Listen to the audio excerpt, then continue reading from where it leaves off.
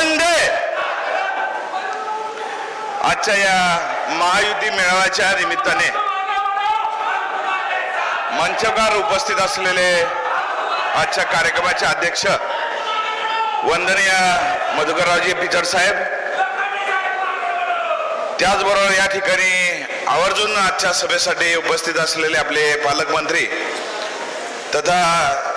जिल्ह्याचे आणि राज्याचे महसूल मंत्री माननीय राधाकृष्णजी विखे पाटील साहेब, नुकतंच ज्यांचं मनोगत झालं ते आदरणीय दादा भुसे साहेब, आणि खऱ्या अर्थाने या ठिकाणी उद्योग क्षेत्रामध्ये या राज्याने आघाडीकडे जात असताना ज्यांच्या नेतृत्वाखाली खऱ्या अर्थाने काम होत आहे ते माननीय उदयजी सावंत साहेब, व्यासपीठावर उपस्थित असलेले सर्वच मंचकावर उपस्थित असलेले मान्यवर आणि ज्यांना खऱ्या अर्थाने आज आपण पाहतोय की ज्यांच्या प्रचारार्थ खऱ्या अर्थाने आपली सभा आहेत ते माननीय खासदार सदाशिवराव लोखंडे साहेब, खऱ्या अर्थाने आपण बघत असाल आणि साहेबांना देखील लोखंडे साहेबांना देखील खऱ्या अर्थाने सांगू इच्छितो, साहेब आमचा भाग जो आहे तो अकोला तालुका डोंगराळ आहे, दुर्गम आहे। या दुर्गम डोंगराळ भागातून या ठिकाणी येत असताना काही अडचणी देखील आहेत, विशेषतः तर रस्त्यांच्या बाबतीतला तर आहेच आहेत। आज आपण बघतोय पाण्याच्या अडचणी, पण मगाशी माननीय भुसे साहेबांनी सांगितली तशी खरी गोष्ट आहे, पाण्याच्याही संदर्भातल्या आम्ही पाहतोय का नवीन पाण्याचा साठा आमच्याकडे अजूनही उपलब्ध झालेला नाही। आजच मुळेची परिस्थिती अशी आहे का जर खाली जर वाकून पाहिलं, पिंपळगाव धरणाच्या खाली जर पाहिलं तर आजच प्यायच्या पाण्याच्या संदर्भात या ठिकाणी अडचणी तयार झालेल्या आहेत। मग या ठिकाणी लहित असेल, चास असेल, या सर्व भागामध्ये जर पाहिलं तर पाण्याचा आज दुर्भिक्ष या ठिकाणी झालेला आपल्याला पाहायला भेटतंय। आणि खऱ्या अर्थाने या ठिकाणी काम करायचं असेल तर पूर्वीच्या काळी वंदनीय पिचड साहेबांच्या माध्यमातून या ठिकाणी जे काही पाण्याचं काम झालं, मुळा अडवण्याचं काम झालं असेल, आढळ अडवण्याचं काम झालं असेल, त्याचबरोबर या ठिकाणी निळवंड्यासारखं धरण झालं असेल का ज्याच्या माध्यमातून खऱ्या अर्थाने एक मोदी साहेबांच्या हस्ते खऱ्या अर्थाने कालव्यांचं विमोचन झालं आणि विमोचनाद्वारे खऱ्या अर्थाने अनेक शेतकऱ्यांना या पाण्याचा खऱ्या अर्थाने लाभ होताना आपल्याला पाहायला भेटतोय। हे सर्व कार्यक्रम पुढे घेऊन जात असताना निश्चितपणाने सांगितलं गेलं पाहिजे।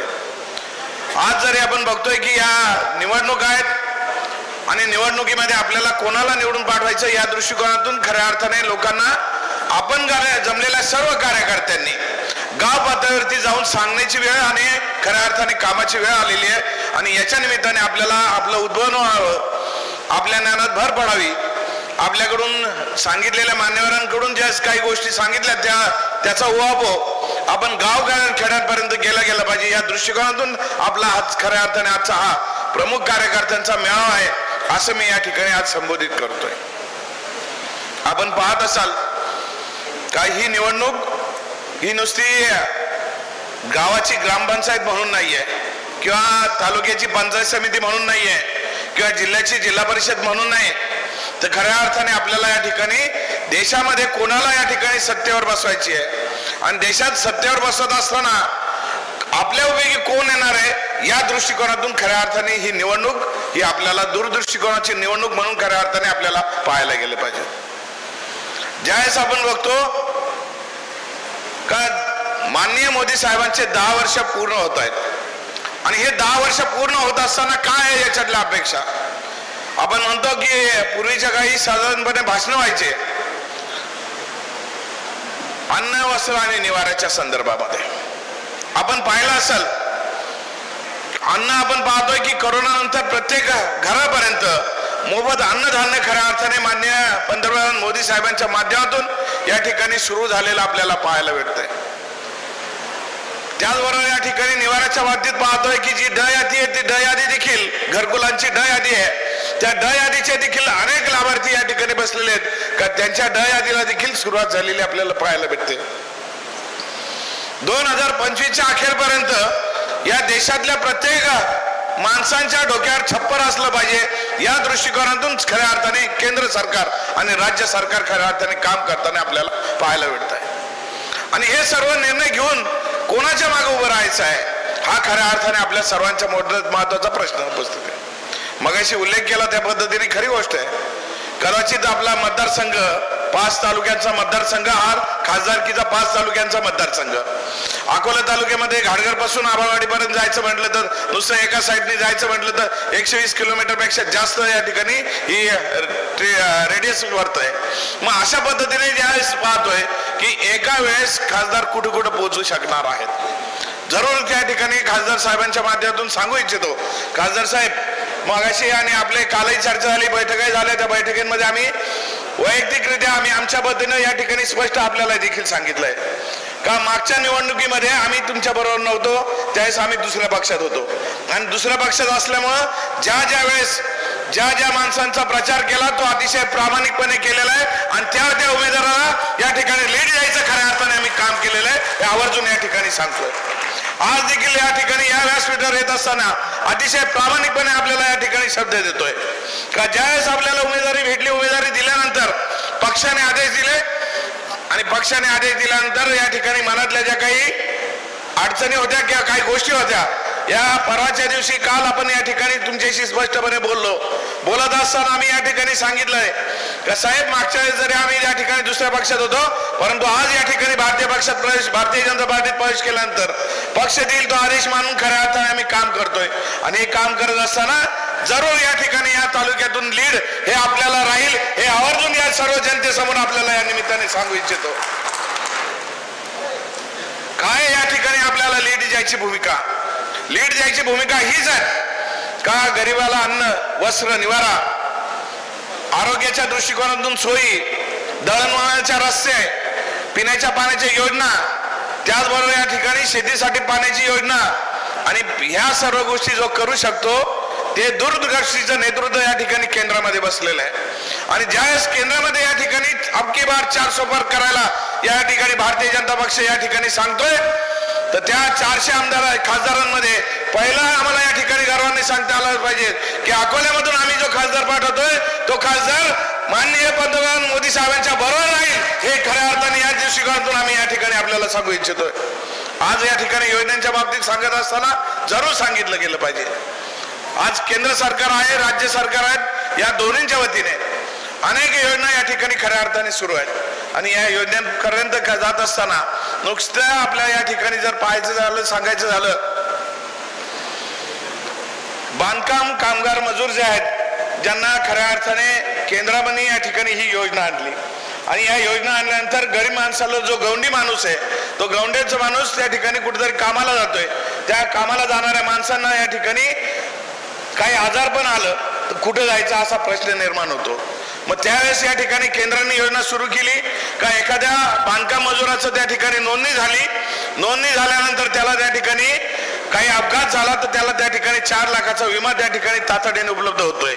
जर काही अपघातामध्ये कमी जास्त झालं तर कुटुंबाला त्याला पैसा उपलब्ध होतोय, मुलांच्या शिक्षणासाठी पैसा उपलब्ध होतोय. या सर्व योजना खऱ्या अर्थाने या ठिकाणी केंद्र शासनाने दूरदृष्टिकोनातून निर्णय घेऊन खऱ्या अर्थाने या ठिकाणी चालवलेले आहेत.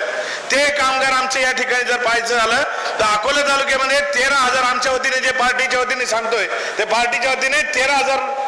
मतदार जे आहेत 13,000 लोकांची नोंदणी झालेली आहे. आपल्याला हे आवर्जून या निमित्ताने सांगितलं गेलं पाहिजे. साहेब अनेक योजना आहेत शेतकऱ्यांच्या संदर्भामध्ये. आज ज्यावेळेस बोलतात आहेत का शेतीला बाजारभाव नाही आहेत, मग मागच्याही कालखंडात जे समोरची मंडळी आहेत त्यांच्याकडे बघा ना, ते देखील सत्तेवर होती, ती देखील मंत्री होते, त्याच्यातले काही या ठिकाणी कृषी मंत्री म्हणून काम पाहिलेले आहेत, परंतु त्यावेळेसचे धोरण काय होते, आजचे धोरण काय आहेत, या दृष्टिकोनातून जरूर या ठिकाणी बारकाईने पाहायला गेलं पाहिजे. आज आपण बघत असाल का गरीब माणसांना या ठिकाणी घरापर्यंत शेतकऱ्याला अडचण असलेल्या शेतीच्या योजनांपासून तर पाण्याच्या पासून कृषी विभागात गेलं तर पिण्याच्या म्हणजे शेतीच्या योजनेपासून पाण्याच्या योजनेपासून इंजिनांपासून सर्व गोष्टी या ठिकाणी उपलब्ध होतात. आज पुढचा दृष्टिकोन जर पाहिला तर या ठिकाणी का मोदी साहेबांना आणि खासदार लोखंडे साहेबांना या ठिकाणी निवडून दिलं पाहिजे. पहिली गोष्ट आहे ते या ठिकाणी देश सुरक्षित असला पाहिजे. तुम्हाला मी या ठिकाणी विचारू इच्छितो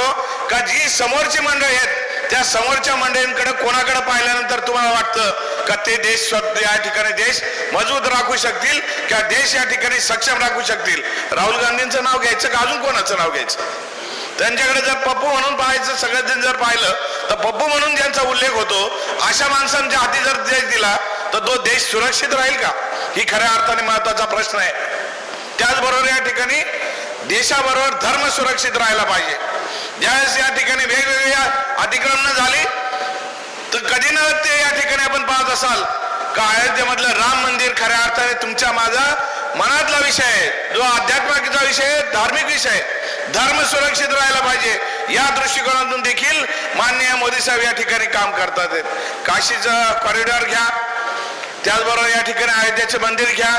त्याचबरोबर या ठिकाणी अयोध्येचं कॉरिडॉर. आता ज्या ज्या ठिकाणी प्रभू रामचंद्र गेलेले आहेत, मग ज्या वनवासातून जे फिरलेले होते त्या वनवासामधून ज्या ज्या ठिकाणून प्रभू रामचंद्राचे पदभावर झाले आहेत त्या भूमींना या ठिकाणी पुन्हा एकदा या ठिकाणी नव्याने त्यांचं देखील या ठिकाणी नव्याने काम करायचं या ठिकाणी सुरू केलेलं आहे, हे आवर्जून या ठिकाणी सांगू इच्छितो. हे सर्व धोरणं घेऊन खऱ्या अर्थाने आपल्याला पुढे जायचं आहे. या देशातला तिसरा विषय जो आहे तो नागरिक सुरक्षित असला पाहिजे आणि त्याला देखील या ठिकाणी आपण बघतो की हक्काचं काम, हक्काची नोकरी, हक्काचं अन्नधान्य हे सगळं उपलब्ध झालं पाहिजे. या दृष्टिकोनातून खऱ्या अर्थाने कोणाला निवडून द्यायचंय हा आज आपल्या सर्वांच्या समोर प्रश्न आहे. त्याच्याकरता आमचं या ठिकाणी सातत्याने या ठिकाणी सांगणं आहे. बरेचसे मान्यवर आहेत यांना बोलणं आहेत, अनेक मार्गदर्शन करणार आहेत, थोडक्यात आवर्त घेतो, परंतु आपल्या सर्वांना या ठिकाणी सांगणं आहे हे काम करणारा कोण असेल तर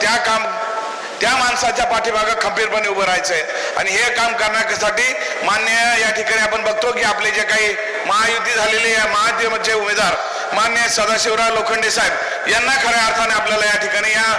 तालुक्यातून या मतदारसंघातून अतिशय चांगल्या पद्धतीने जास्तीत जास्त मताधिक्य देऊन या ठिकाणी निवडून पाठवावं एवढीच या ठिकाणी आपल्याला सर्वांना कळकळीची विनंती करतो. मला या ठिकाणी संयोजकांनी बोलायची संधी दिली त्याकरता त्यांचे देखील आभार व्यक्त करतो.